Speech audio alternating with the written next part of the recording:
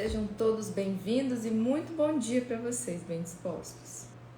Sejam todos muito bem-vindos.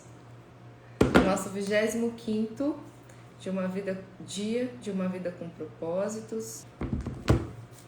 Então vamos começar nessa manhã. E nessa manhã, Senhor, nós queremos te agradecer, nessa quinta-feira que se inicia, pela tua presença no nosso meio.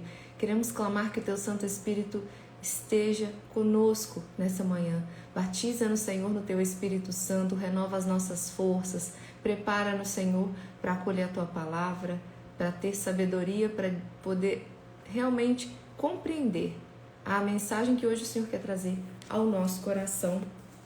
Amém. Vamos lá? Então, 25º dia. Hoje, o nosso título é Transformado pela Provação. Pois os nossos sofrimentos, leves e momentâneos, estão produzindo para nós uma glória eterna e que pesa muito mais do que todos eles. 2 Coríntios 4, versículo 17. É o fogo do sofrimento que produz o ouro da santidade. Madame Guyon. Deus tem um propósito por trás de cada adversidade. Ele usa as circunstâncias para desenvolver o nosso caráter. Na verdade, ele se utiliza mais das circunstâncias para nos tornar semelhantes a Jesus do que da leitura da Bíblia. Lembra que ontem a gente falou sobre a Bíblia? A razão é óbvia. Você se defronta com as circunstâncias da vida 24 horas do dia. Jesus alertou-nos de que teríamos aflições no mundo. João capítulo 16, versículo 33. Ninguém está imune à dor ou livre de sofrer, e ninguém tem a oportunidade de atravessar a vida sem problemas. A vida é uma série de problemas. Toda vez que se resolve um, já existe outro aguardando a vez. Nem todos são graves, mas todos são importantes para o processo de crescimento que Deus planejou para você. Pedro nos assegura de que os problemas são normais. Queridos amigos, não se assustem nem se admirem quando vocês passarem pelas provas ardentes que estão para vir, pois isto não é coisa estranha e nem fora do comum que lhes vai acontecer. 1 Pedro capítulo 4, versículo 12. Ou seja, nenhum de nós está imune, nenhum de nós está isento de viver provações. Ok? Deixa eu só ver até onde vai o 25 aqui. Achei. Pronto. Deus utiliza os problemas para que você se aproxime dele. A Bíblia diz: o Senhor está perto dos que têm o coração aquebrantado. Ele resgata os de espírito abatido. Salmo 34, versículo 18. As mais íntimas e profundas experiências de adoração ocorrerão provavelmente nos dias mais sombrios. Quando o coração estiver partido, quando você se sentir abandonado, quando não tiver mais nenhuma opção, quando a dor for intensa, nos dias em que você decide buscar somente a Deus. É durante os períodos de sofrimento que aprendemos a fazer as orações mais sinceras, autênticas e honestas a Deus. Quando sentimos dor física ou emocional, não temos disposição para orações superficiais. Johnny Erickson Tada observa: quando a vida é um mar de rosas, podemos passar o tempo adquirindo conhecimento sobre Jesus, imitando, citando e falando sobre ele. Mas apenas quando sofremos é que o conheceremos. No sofrimento, aprendemos coisas a respeito de Deus que não podemos aprender de nenhuma outra forma. Deus poderia ter livrado José da prisão, em Gênesis capítulo 39, versículos de 20 a 22, e Daniel da cova dos leões, Daniel 6, de 16 a 23. Impedido os 3 naufrágios de Paulo, em 2 Coríntios 11, 25. Poupado Jeremias de ser lançado no poço de lama, Jeremias capítulo 38, versículo 6. E evitado que os 3 jovens hebreus fossem jogados na fornalha em chamas, Daniel capítulo 3, versículos de 1 a 26. Mas ele não o fez. Permitiu que esses problemas acontecessem e, em decorrência deles, cada um desses homens foi trazido para mais perto de Deus. Os problemas obrigam-nos a olhar para Deus e a depender dele, ao invés de confiar em nós mesmos. Paulo dá testemunho desse benefício. Sentimos que estávamos condenados à morte e percebemos como éramos fracos demais para socorrermos a nós mesmos. Isso, porém, foi bom, porque assim que nós colocamos tudo nas mãos de Deus, o único que poderia salvar-nos, pois é capaz até mesmo de levantar os mortos. 2 Coríntios 1, versículo 9. Bom dia, meu amigo e irmão Carlos. Seja bem-vindo! Você nunca saberá que Deus é tudo o que você precisa até que Ele seja tudo o que você tiver. Independentemente da causa, nenhum problema acontece sem a permissão de Deus. Tudo que ocorre na vida de um filho de Deus é filtrado pelo Pai, e Ele pretende usar isso para o bem, mesmo que Satanás e outros tensionem usá-lo para o mal. Se o Senhor tem controle total da situação, os acidentes são apenas circunstâncias do plano dele para sua vida. Como todos os dias de sua existência, foram escritos no calendário de Deus antes que você nascesse. Salmo 139, versículo 16. Tudo o que acontece com você tem um significado espiritual. Tudo. E Paulo explica o porquê. Sabemos que Deus determina que tudo coopera para o bem de todos aqueles que amam a Deus e são chamados segundo o propósito que Ele tem para eles. Porque Deus conhecia os seus de antemão e os escolheu para se tornarem semelhantes ao seu Filho. Romanos capítulo 8, versículos 28 e 29. Compreendendo Romanos capítulo 8, 28 e 29. Essa é uma das passagens bíblicas mais incompreendidas e equivocadamente citadas. Ela não diz: Deus faz com que tudo saia da forma que eu quero. É óbvio que isso não pode ser verdade. Também não diz: Deus faz com que tudo nesse mundo tenha um final feliz. Isso também não é verdade. Há muitos finais infelizes nesse mundo. Vivemos num mundo caído. Somente no céu é tudo perfeito, da forma como Deus quer. É por isso que somos orientados a orar. Seja feita a tua vontade na terra, assim como no céu. Mateus capítulo 6, versículo 10.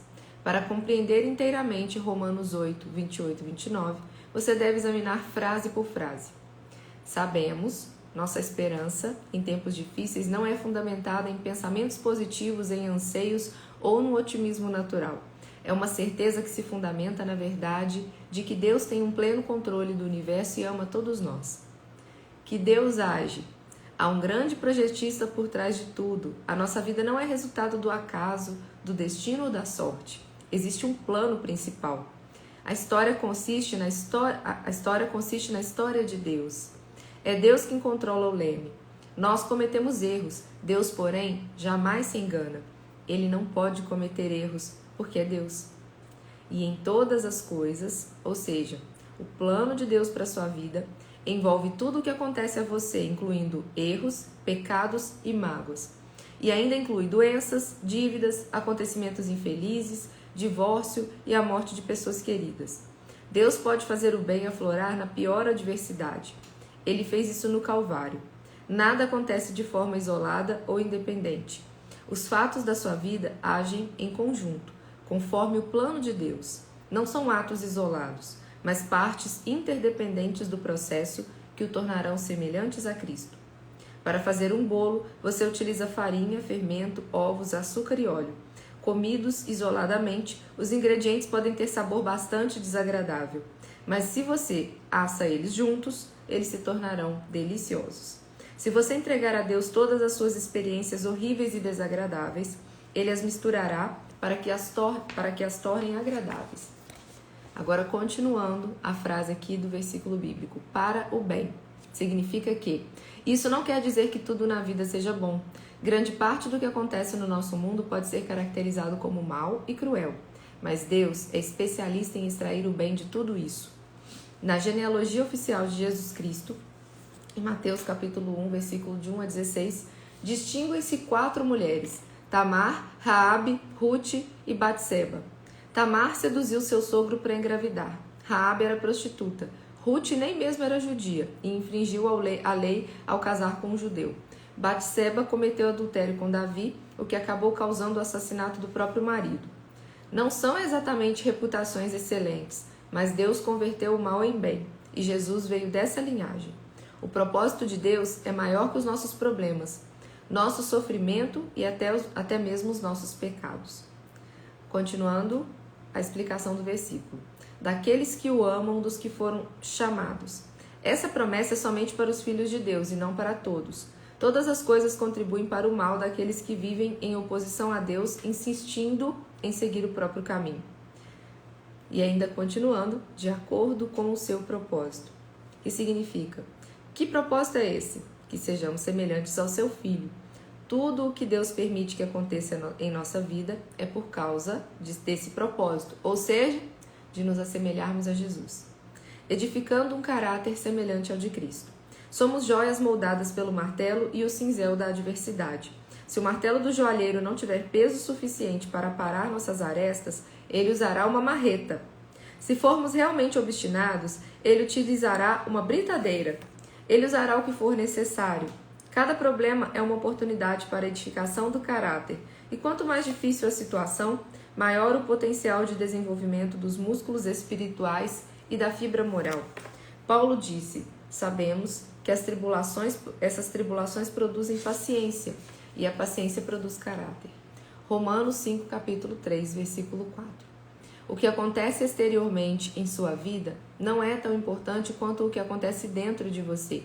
As circunstâncias da vida são temporárias, mas o caráter é eterno. A Bíblia frequentemente compara as provações ao fogo que refina o metal, queimando as impurezas. Pedro diz: essas dificuldades lhe sobrevêm para provar que a sua fé é pura. Essa pureza de fé vale mais do que o ouro. 1 Pedro 1, versículo 7. Foi feita a seguinte pergunta a um ourives: como você sabe que a prata é pura? E ele respondeu: quando eu vejo o meu reflexo nela. Quando você é refinado pelas provações, as pessoas podem ver o reflexo de Jesus em você. Olha que analogia linda.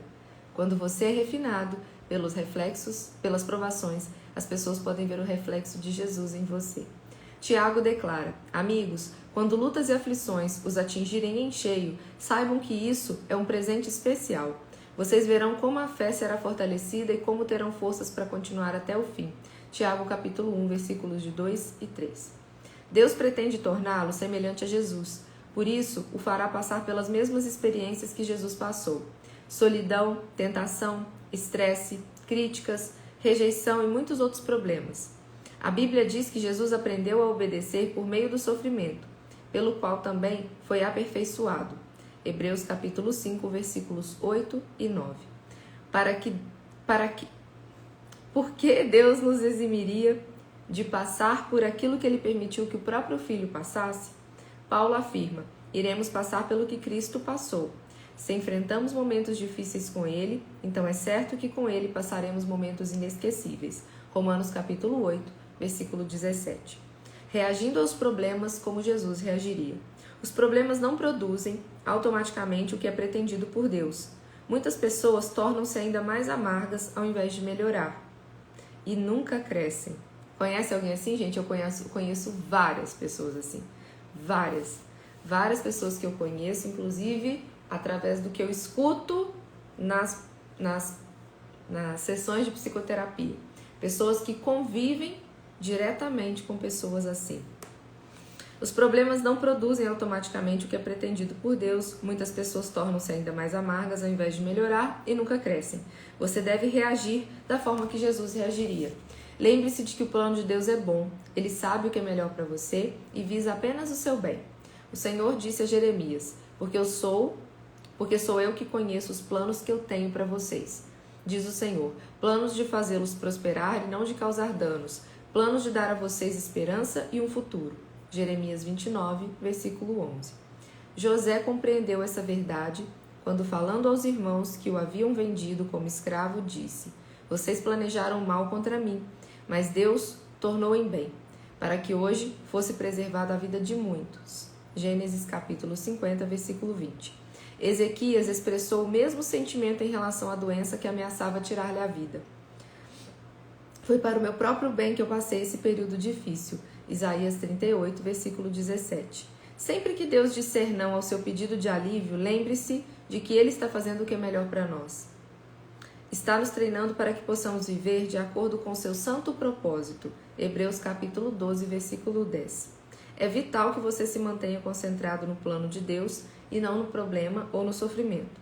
Foi assim que Jesus suportou a dor na cruz. E somos exortados a seguir o seu exemplo. Mantenham o olhar firme em Jesus, nosso líder e orientador. Ele esteve pronto a padecer uma morte vergonhosa na cruz por causa da alegria que sabia que depois iria ter. Hebreus capítulo 12, versículo 2. Corrie ten Boom, que sofreu num campo de concentração nazista, explica o poder do foco. Se você olhar para o mundo, ficará aflito. Se você olhar para você mesmo, ficará deprimido. Mas se olhar para Cristo, descansará. O foco determinará os seus sentimentos. O segredo da resistência é lembrar-se que o sofrimento é temporário, mas a recompensa será eterna. Moisés suportou uma vida de tribulações porque ele contemplava a sua recompensa. Hebreus capítulo 11, versículo 26. Paulo suportou as adversidades da mesma forma. Ele declarou: nossas presentes aflições são muito pequenas e não durarão muito, e ainda produzem para nós uma glória imensurável que durará para sempre. 2 Coríntios 4, versículo 17. Não se renda às considerações de curto prazo. Mantenha o foco no resultado final. Se participamos da sua glória, precisamos participar também do seu sofrimento. O que sofremos agora não é nada comparado com a glória que ele nos dará adiante. Romanos capítulo 8, versículos 17 e 18. Exulte e agradeça. A Bíblia diz: deem graças em todas as circunstâncias, pois essa é a vontade de Deus para vocês em Cristo Jesus. 1 Tessalonicenses capítulo 5, versículo 18. Como isso é possível? Observe que Deus nos manda dar graças em todas as circunstâncias, mas não por todas as circunstâncias. Deus não espera que você seja agradecido pelo mal, pelo pecado, pelo sofrimento ou pelas consequências dolorosas próprias deste mundo. Em vez disso, Ele quer que você demonstre gratidão pelo fato dele usar os problemas que o afligem para o cumprimento dos propósitos dele. A Bíblia diz: alegrem-se sempre no Senhor. Filipenses capítulo 4, versículo 4. Ela não diz: alegrem-se no seu sofrimento, isso é masoquismo. Você se alegra no Senhor. Não importa o que aconteça, você pode se alegrar no amor, na tentação, na sabedoria, no poder e na fidelidade de Deus. Jesus disse: alegrem-se quando isso ocorrer, pois há uma grande recompensa esperando por vocês no céu. Lucas capítulo 6, versículo 23. Nós também podemos nos alegrar ao saber que o Senhor passa pelo sofrimento junto conosco. Não servimos a um Deus alienado, que se mantém distante de nós, tentando nos motivar com frases feitas. Ao contrário, Ele participa do nosso sofrimento. Jesus fez isso na encarnação e hoje é seu Espírito quem opera isso em nós. Deus jamais nos deixará sozinhos. Recuse-se a desistir. Seja paciente e persistente. A Bíblia diz: entendam que os problemas vêm para lhes testar a fé e gerar em vocês perseverança. Mas deixem que esse processo continue até que a perseverança se desenvolva completamente. E descobrirão que se tornaram homens de caráter maduro, de integridade, sem nenhum ponto fraco. Tiago capítulo 1, versículos 3 e 4. A construção do caráter é um processo lento. Sempre que tentamos evitar ou escapar das dificuldades da vida, criamos um atalho no processo, atrasamos nosso crescimento e, na verdade, acabamos experimentando um sofrimento ainda pior. Algo inútil que acompanha a negação e a rejeição. Quando você compreende as consequências eternas do desenvolvimento do caráter, faz menos orações do tipo consola-me, faz com que eu me sinta melhor, e mais do tipo renova-me, use essa situação para me tornar mais semelhante a ti.